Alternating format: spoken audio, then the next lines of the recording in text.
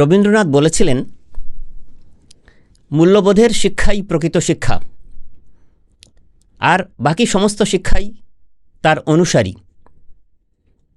ছাত্রজীবনে মূল্যবোধ আলোচনা করব এই প্রসঙ্গে।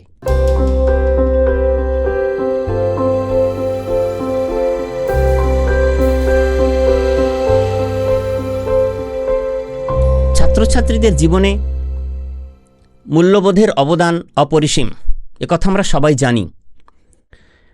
তো সেই চর্চা কিভাবে ছাত্রছাত্রীরা করবে, আজকের আলোচনা সেই প্রসঙ্গে। এই মূল্যবোধের চর্চা, যার মধ্যে তাদের টাইম ম্যানেজমেন্ট, তাদের ব্যক্তিত্বের বিকাশ, তাদের মনোসংযম, তাদের চরিত্র গঠন, এসব অনেক প্রসঙ্গ উঠে আসে। সংক্ষেপে পয়েন্ট আকারে আমি আলোচনা করব সেই প্রসঙ্গগুলি। মূল্যবোধ 1। ধরো তুমি সাইকেলে চড়ে কোথাও যাচ্ছ। তুমি দেখলে যে সামনে দিয়ে তোমার একজন মাস্টারমশাই আসছেন। তোমার উচিত তৎক্ষণাৎ সাইকেল থেকে নেমে দাঁড়ানো, স্যার সামনে আসলে তাকে শ্রদ্ধাসহ প্রণাম জানানো এবং তার কুশল বিনিময় করা, তার শরীর কেমন আছে, তার ফ্যামিলিতে সবাই কেমন আছেন, তিনি কেমন আছেন, এসব করে স্যার চলে গেলে তারপরে তুমি সাইকেলে চড়ে তোমার গন্তব্যে রওনা দেবে। ধরো তোমার স্কুল জীবন শেষ হয়েছে, তুমি কলেজে পড়ছো বা ইউনিভার্সিটিতে পড়ছো। তো দৈবাৎ কোথাও রাস্তায় তোমার স্কুলের কোনো স্যারের সঙ্গে দেখা হয়ে গেল, শিক্ষক মহাশয় বা শিক্ষিকা, তার সঙ্গে দেখা হলো। তো সঙ্গে সঙ্গেই তাকে নমস্কার স্যার বা নমস্কার ম্যাডাম বলে সম্বোধন করবে এবং তাকে প্রণাম করবে। মূল্যবোধ 2। প্রতিদিন স্কুলে যাওয়ার সময় আমি ছাত্রছাত্রীদের বলছি, তোমরা বাবা মাকে প্রণাম করে স্কুলে যাবে। তো কেউ হয়তো বলবে যে বাবা তো অনেক আগেই অফিসে বেরিয়ে যায়, সেক্ষেত্রে তুমি মাকে প্রণাম করে স্কুলে যাবে। আর বাবাকে তো প্রণাম করতে হবে, তাহলে তুমি যখন জানো যে বাবা আগেই বেরিয়ে যাবেন, তাহলে বাবা যখন বেরিয়ে যাবেন তখন বাবাকে প্রণামটা করে নেবে। ছোট্ট কাজ, কয়েক সেকেন্ডের কাজ, কিন্তু এটা যদি করতে পারো সারাদিন 24 ঘন্টা, বিশ্বাস করো তোমার মন খুব সুন্দর থাকবে, পবিত্র থাকবে এবং খুব উজ্জীবিত থাকবে। ভালো কাজ করার জন্য তুমি অনুপ্রাণিত থাকবে। এটা কিন্তু রোজ করে যাবে তোমরা। মূল্যবোধ 3। তোমার পরিবারে যারা রয়েছেন প্রত্যেককে ভালোবাসো, অকৃত্রিম ভালোবাসো। তুমি তো ছোট, তাহলে বাবা মা, দাদা দিদি, দাদু দিদা বা অন্য কোনো বয়স্ক, কাকিমা জেঠিমা, পরিবারে যারা রয়েছেন সবাইকে ভালোবাসো, অন্তর থেকে ভালোবাসো। কেননা কোনো যখন সমস্যা হয়, মতবিরোধ হয়, মনোমালিন্য হয়, তখন সে ব্যাপারে কি করবে সেটা তুমি তখন তোমার মায়ের কাছে গিয়ে পরামর্শ নাও এবং তার সমাধান করার চেষ্টা করো। মনে রেখো, মাই তোমার সবচেয়ে প্রধান বড় শিক্ষক। তার পরামর্শ নিয়ে তুমি যে কোনো পারিবারিক সমস্যার সমাধান করো। অনেক সময় মনে হয় তুমি যা চাইছো মা হয়তো তার উল্টো সিদ্ধান্ত নিলেন। রাগ করার কোনো কারণ নেই।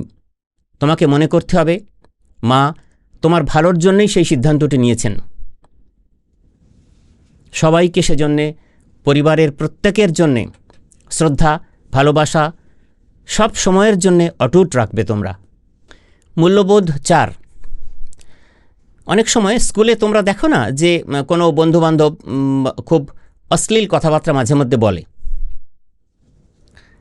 সেটা মনে রাখবে এক ধরনের মানসিক বিকার। তো এগুলো প্রশ্রয় দেবে না, এক কান দিয়ে শুনবে, অন্য কান দিয়ে বের করে দেবে। এই অশ্লীল কথা যারা বলে এটা তাদের হ্যাবিটে পরিবর্তন হয়, অভ্যাসে দাঁড়িয়ে যায়। তুমি তো সুস্থ, স্বাভাবিক, তাহলে তোমাকে সবসময় চেষ্টা করতে হবে সেগুলো কখনোই যেন তুমি শিখে না ফেলো বা প্রয়োগ না করো। এক কান দিয়ে শুনবে, অন্য কান দিয়ে বের করে দেবে। মূল্যবোধ 5। তুমি অনেকে দেখবে এরকম হয় স্কুলে যে কোনো একটি ছেলের খুব লম্বা, তাকে লম্বু বলে ডাকে অনেকে, বা তার চেহারা খুব মোটা, মোটু বলে ডাকে। এগুলো কখনোই করবে না। এগুলো কিন্তু খুব হীনতায় ভোগায় তোমাদের, কখনো করবে না। কেননা চেহারা, গায়ের রং, উচ্চতা এগুলোতে আমাদের কারোর হাত নেই। তো কোনো সহপাঠীর প্রতি তুমিও কখনো এরকম শব্দ প্রয়োগ করবে না। এগুলো কিন্তু খুবই নেতিবাচক। কারোর গায়ের রং কালো হলে কখনোই তা নিয়ে ব্যঙ্গবিদ্রূপ করবে না। কেননা তোমরা তো জানো যে আমাদের দেশে, আমাদের রাজ্যে, ভারতবর্ষে বেশিরভাগ মানুষের গায়ের রং কালো বা কালচে বাদামি। তো এ নিয়ে কখনোই ব্যঙ্গবিদ্রূপ করা উচিত নয়। মূল্যবোধ 6। ধরো তুমি তোমার কোনো আত্মীয়ের বাড়ি গেছো, কিংবা তোমার বাড়িতে কোনো আত্মীয় স্বজন এসেছেন। তো বয়স্ক আত্মীয় স্বজন, তোমার থেকে যারা বড়, তাদের বাবা মা নির্দেশ দেওয়ার আগেই তুমি কিন্তু তাদের প্রণাম করে নেবে সঙ্গে সঙ্গে। এবং পাশাপাশি সবসময় বয়স্ক আত্মীয় স্বজনদের দেখা মাত্রই প্রণাম করবে, তাদের কুশল বিনিময় করবে। তোমরা তো ছোট, সবসময় মনে রাখবে যে এই প্রণাম হচ্ছে পৃথিবীর শ্রেষ্ঠ শ্রদ্ধা জানানোর উপায়, সর্বদেশে সর্বকালে। মূল্যবোধ 7।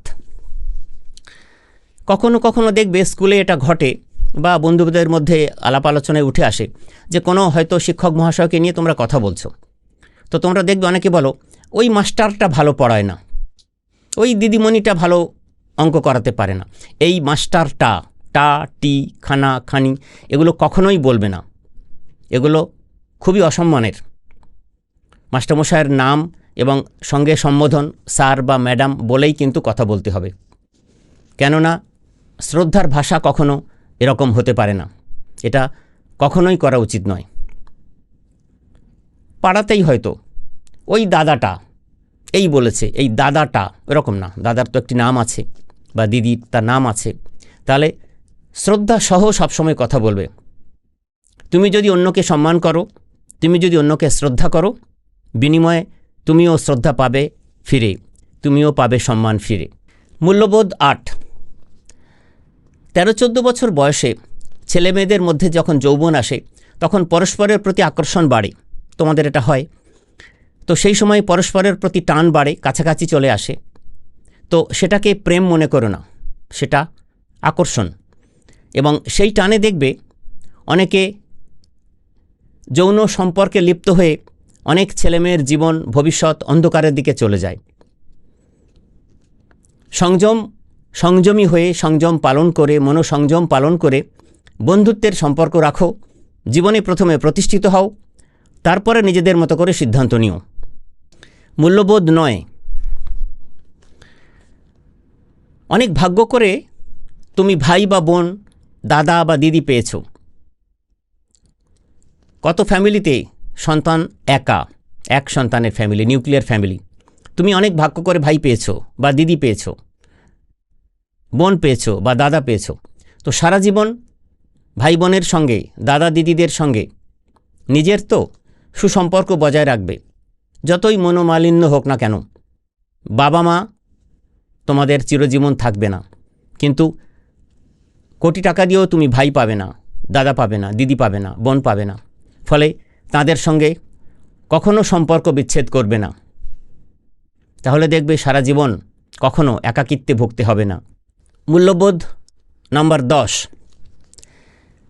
আমরা তো প্রতিবেশীদের নিয়ে বাঁচি। তোমার বাড়ির চারপাশে যারা বাস করেন সেই বাড়ির মানুষজনই তোমার প্রতিবেশী। তো প্রতিবেশীদের সবসময় কাকু, জেঠু, কাকিমা, জেঠিমা বলে সম্বোধন করবে। কখনো তাদের নিয়ে হাসাহাসি করবে না, তাদের সঙ্গে শ্রদ্ধার সম্পর্ক রাখবে, সবসময় তাদের সম্মান করবে। কখনোই তাদেরকে কোনো পরিস্থিতিতে অপমানজনক কথা বলবে না। এগুলোই হচ্ছে ছাত্রজীবনে সবচেয়ে বড় মূল্যবোধের শিক্ষা। মূল্যবোধ নাম্বার 11। ধরো তুমি বাড়িতে আছো, তোমার বাবা বাড়িতে নেই। ল্যান্ডলাইনে কেউ হয়তো ফোন করেছে বাবাকে। তো তুমি বলে দিলে ফোনটা ধরে যে বাবা বাড়ি নেই। এটা কিন্তু ভদ্রতা প্রকাশ নয়। তোমাকে যেটা করতে হবে, ফোনটা ধরে বলতে হবে আপনি কে বলছেন, কোথা থেকে বলছেন, আপনি বাবাকে চাইছেন কিন্তু বাবা বাড়িতে নেই, বাবা এই সময়ে সম্ভাব্য কখন ফিরবেন সেটা জানাবে, বা তাকে বলবে যে বাবা ফিরলে আমি আপনার কথা বলবো, আপনার নামটি বলুন, এবং তারপরে তাকে নমস্কার জানিয়ে তারপরে তুমি রাখবে। বা তিনি যদি কিছু বলতে চান সেটা শুনবে, সেটা নোট করে নেবে, বাবা আসলে সেটা জানাবে, বাবাকে বলবে বাবা যাতে তাকে রিং ব্যাক করে নিতে পারেন। কেননা কি দরকারি প্রয়োজনে তিনি ফোন করেছিলেন সেটা তো তোমার জানার কথা নয়, কিন্তু এই সংযোগটা কিন্তু তোমার বাবার সাথে সেই মানুষটির তোমাকেই ঘটিয়ে দিতে হবে। সেজন্যে তার সাথে যে ব্যবহারটুকু তুমি করবে তাতে যেন তিনি সন্তুষ্ট হন, প্লিজড হন, এটা কিন্তু সবসময় করতে হবে তোমাদের। মূল্যবোধ নাম্বার 12, মাকে তো আমরা সবাই ভালোবাসি, তাই না? তোমরাও ভালোবাসো, কিন্তু তোমরা কজন রোজ বা মাঝে মধ্যে মাকে বলো, মা আমি তোমায় খুব ভালোবাসি? বলো কি? রোজ বলো? সপ্তাহে একদিন বলো না? না, তো মা জানে যে তুমি মাকে খুব ভালোবাসো, তুমিও জানো মা তোমাকে খুব ভালোবাসেন, কিন্তু জানো তো সব মা কিন্তু শুনতে চান তার সন্তানের মুখে যে মা আমি তোমাকে ভালোবাসি। মাঝে মধ্যে এটা মাকে বলবে। তোমাদের জন্যে আজ আমি এই যে 12টি মূল্যবোধের কথা বললাম, এটা তোমরা শুনলে, এগুলো ছাত্র জীবনের গুরুত্বপূর্ণ মূল্যবোধ। তো শুধু শুনলেই তো হবে না, সেটা নিয়মিত চর্চা করতে হবে। দেখবে তোমাদের জীবন সুন্দর ও সার্থক হয়ে উঠবে। তোমরা সবাই খুব ভালো থেকো।